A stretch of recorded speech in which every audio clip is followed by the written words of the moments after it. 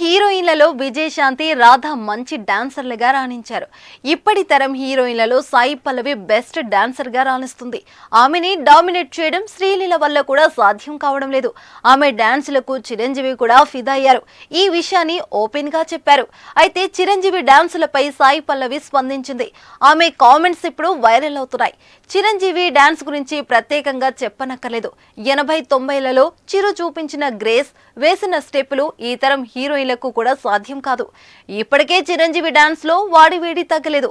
తాజాగా megastar dance పై సాయి పల్లవి ఆసక్తికర వ్యాఖ్యలు చేసింది. చిరంజీవి డాన్స్ ల గ్రేస్ ఎవరికి సాధ్యం కాదని చెప్పింది. ఆయనలా చేయాలని చాలా ప్రయత్నించినా సాధ్యం కాలేదని, ఆయన చేసిన మూమెంట్స్ గ్రేస్ తనకు రాలేదని తెలిపింది. గజం కేవలం 4,500 రూపాయలతో 165 గజాల భూమి కేవలం 8 లక్షలు మాత్రమే. సాయి పల్లవి మాట్లాడుతూ చిరంజీవి మోస్ట్ గ్రేస్ఫుల్ డాన్సర్ అని తెలిపింది.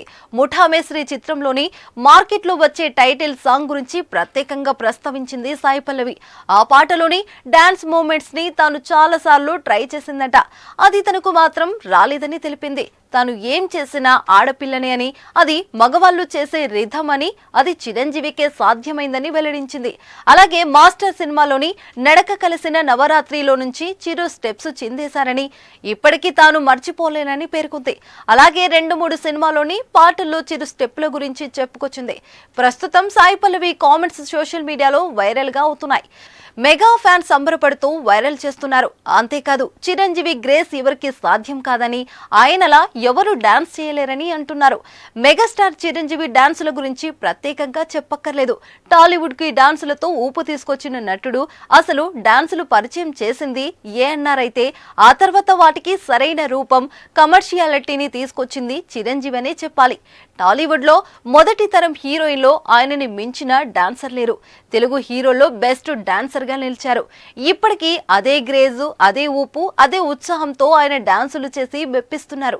ఇదిలా ఉంటే love story movie pre release event కి చిరంజీవి గెస్ట్ గా వెళ్లారు.